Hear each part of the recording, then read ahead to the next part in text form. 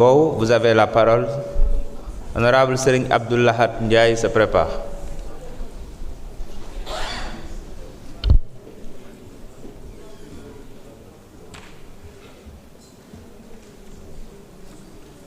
Merci, Monsieur le Président. Monsieur le Président, Monsieur le Ministre, mes chers collègues. Monsieur le Président, je voudrais profiter de cette occasion pour faire une demande en tant que collègue. Nga retirer plainte bi nga xam ne moo bàyyi Bachir Fofana fële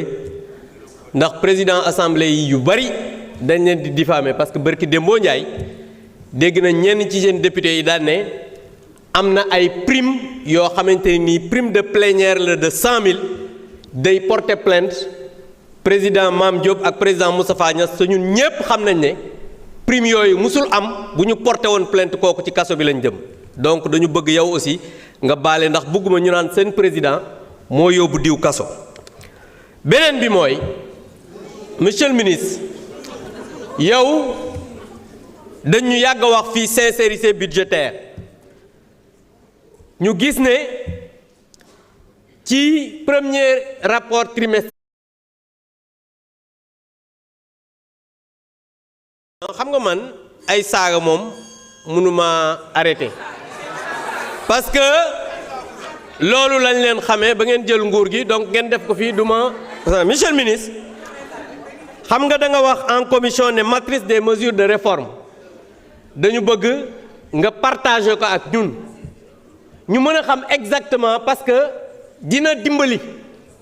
sa répondeur automatique yi ñu ko nga xamante ni moom la ñuy waxtaane fii parce que c'est normal quand tu ne comprends pas li ñuy wax c'est normal ngay wax joo xam ne wax ju ñaaw la je les comprends maintenant nag je pense que lii nga xamante ni nii aussi war nañ ci ñëw monsieur le ministre mooy les délais de mise en œuvre de l'enveloppe bi nga xamante ni nii jël ngoon ko pour les BTP je pense que loolu délai de mise en œuvre bi war nañ ko xam par rapport ak li nga xam ne mooy retard de publication des rapports d'exécution budgétaire monsieur le ministre ñëw naa ci mais bëggoon naa devant l'hémicycle nga wax ñu lan la maintenant nag comme yéen lépp rek ngeen fi nekkee dama bëggoon pour dimbali Sénégal di demander solennellement pour dimbali la yow mi ñu créer benn ministère boo xam ne chargé exclusivement de la dette parce que suñ ko deful yéen ñi ci guuta ngeen di dugal réew mi je vous remercie. Jërëjëf honorable Abdou Mbow. Honorable Serigne Abdou Lahad Ndiaye, vous avez la parole. Honorable Fabinta Ndiaye se prépare.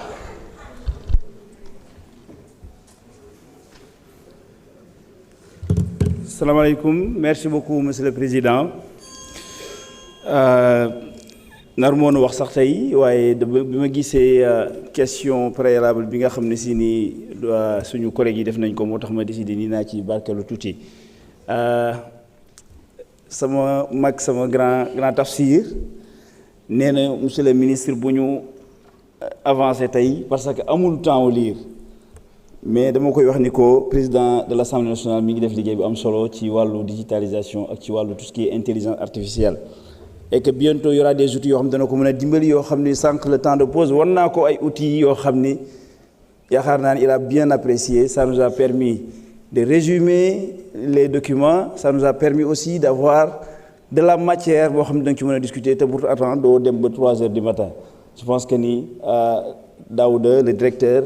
war na accélérer loolu président de l'Assemblée pour ñu mën a jàppale ñi nga xam ni ñoom laay tuddee magi démb ya ah donc loolu laa ko doon tontu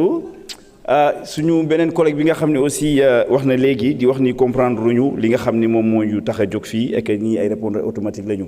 mais on comprend parfaitement li ñuy waxtaane tey man d'ailleurs je me demande est-ce que ñoom ñoo comprendre d'ailleurs je voulais demander au ministre Cheikh Diba est-ce que du ñu def parfois aussi LFR bu ngeen ko defee ba pare ngeen def LFR pour les enfants LFR pour ne pas dire pour les nuls pour expliquer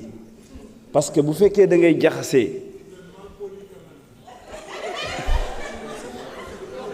non pour les enfants bokk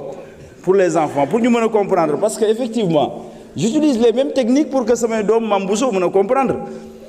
boo fekkee da nga bëgg a jaxase amortissement de la dette des anciennes dettes ba ko cumuler ak li nga xam ne si nii moom mooy besoin suñu ak dette ak déficit mooy da nga comprendre notion élémentaire u finance. dafa am suñu genn góor gu nekk ci booru njàmbur gële yaakaar naa maami Cheikh Omar ñoom seen maami ñeneen la ñu ak buur la woon boo xam ni dafa am ku mës a ñëw ci dëkk bi palais bi rafet lool mu ni ko dama bëgg nga luye ma palais bi jox ko téeméer mu ni ko ah kay loolu bëgg naa mu jox ko téeméer bi mu jël téeméer bi jox ko ki nga xam ni moo doon rénover palais bu rafet boobu noonu fay ko ndax doo ko amee loon téeméer borom palais bi ki doon rénover amee loon na borom kenkaayri bi téeméer mu dem jox ko borom kenkaayri bi amee loon na koo xam ne day jaay suuf téeméer ku ko jaayoon ay terrain mu jox ko téeméer bi borom terrain ki nga xam ne moo ko jaayoon suuf si jël téeméer bi delloowaat ko buur bi ndax buur bi moo ko jaayoon terrain boobu te fayagu ko woon ki nga xam ni moo bëggoon palais bi ñëwoon ci buur bi daal ni buur man de finalement sax damay koy bàyyi ndax dama am feneen fu ma dal dootuma dal sa palais bi buur bi delloo ko téeméer bi ñu ni bis boobu ci dëkk boobu problème mu juróomi téeméer faju na fa ci benn téeméer juróomi téeméer yooyu noonu nga xam ni faju na moom la ñuy tuddee flux loolu flux la téeméer bi mooy stock mooy benn valeur boo xam ne si ni yëngatuwul bu ma naan da ngay def de l'économie pour les enfants wala pour les nuls lu mel nii moo tax ñuy wax parce que ku xàmmewul flux xam ne da nga jaawale juróomi téeméer yooyu ak téeméer bi nga xam ne si mooy la valeur fixe loolu dañ ko war a leeral pour que ñu mën a xam ni 10 200 milliards yi ñuy wax dañuy jaxase parce que dañuy jël alal yoo xam ne dañ koy jël pour rembourser une dette boo xam ne si ni Macky Sall moo fi bàyyi woon ak yéen ñooñu donc vraiment bëgguma woon sa attardé wu ci loolu mais fallait ma def leçon boobu mais man monsieur le ministre aussi li nga xam ne ma ciy profité wax ci mooy secteur boo xam ne am na solo te président de l'Assemblée nationale yebal ma fa ma teewal fa Assemblée nationale muy la poste